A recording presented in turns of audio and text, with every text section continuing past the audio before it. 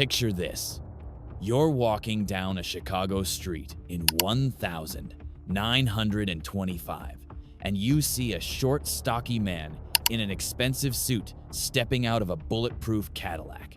He's got a warm smile, tips his hat to the ladies, and hands out $20 bills to kids on the street.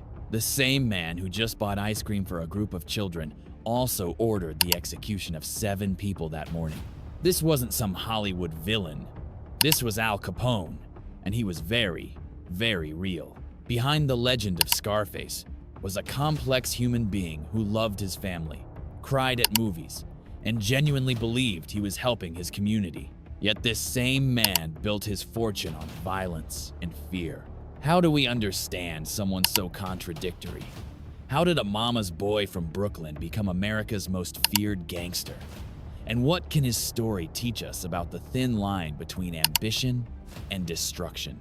Let's dive into the very human story of Al Capone. Body Section 1, the boy behind the legend. 2 minutes. Before Al Capone became a legend, he was just Alphonse, a chunky kid with big dreams growing up in a cramped Brooklyn apartment.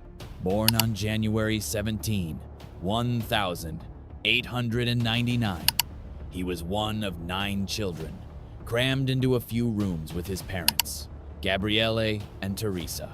His father wasn't a criminal mastermind. He was a hardworking barber who cut hair for 10 cents. His mother, Teresa, was a devout Catholic who spent her days sewing to help make ends meet. They had immigrated from Italy with hopes of giving their children better lives. The irony wasn't lost on anyone that their 4th son would become America's most notorious criminal. Young Al wasn't born evil. Teachers described him as bright, but easily frustrated. He had a quick temper, sure, but he also had a protective streak, especially when it came to his younger siblings. He'd walk his little sister to school every day and beat up kids who picked on his brothers. The turning point came when Al was just 14. A teacher hit him, and he hit back hard. In 1913, hitting a teacher was unforgivable. Al was expelled and never went back to school. Years later, he'd say this was his biggest regret. "I should have kept my mouth shut and my hands to myself," he once told a reporter. Maybe things would have been different, but they weren't different. With no education and few options, Al found himself drawn to the neighborhood gangs. The James Street Gang gave him something his chaotic home life couldn't: respect, money, and a sense of belonging. Johnny Torrio, who would later become his mentor, saw something special in the teenager. Torrio later said, "Al had this way about him. People wanted to follow him, even when they knew following him might get them killed." The famous scars came from a stupid mistake. Working as a bouncer, Al made a crude comment about a woman's appearance, not knowing she was connected to a dangerous man. Frank Galluccio slashed his face with a knife, leaving 3 deep scars that would mark him for life. Al was embarrassed by those scars and would always sit with the scarred side of his face away from cameras. Body. Section 2.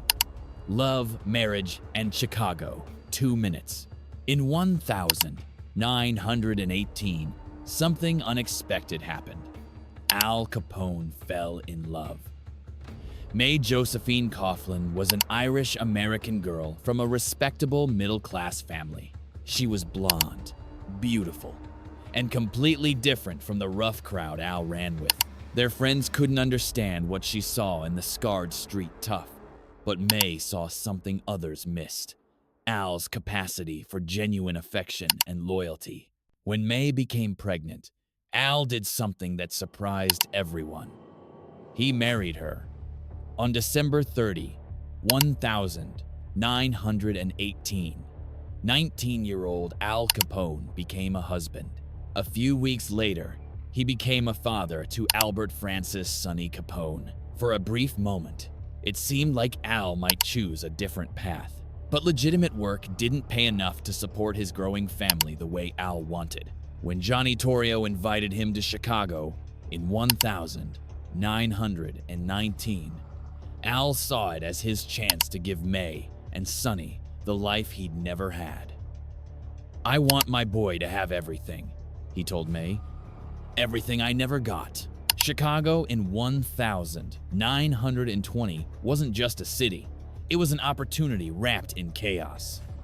When Prohibition began, Al quickly realized this wasn't just about making money. This was about building something lasting. Something that would secure his family's future forever. Al approached bootlegging like a businessman, not a thug. He studied supply chains, negotiated with suppliers, and treated his customers with respect. His speakeasies weren't just places to drink. They were entertainment destinations with live music, good food, and a safe atmosphere. "I'm not in the business of hurting people," he'd tell his men. "I'm in the business of making people happy." When Torrio was nearly killed in an assassination attempt in 1925, he handed control to Al with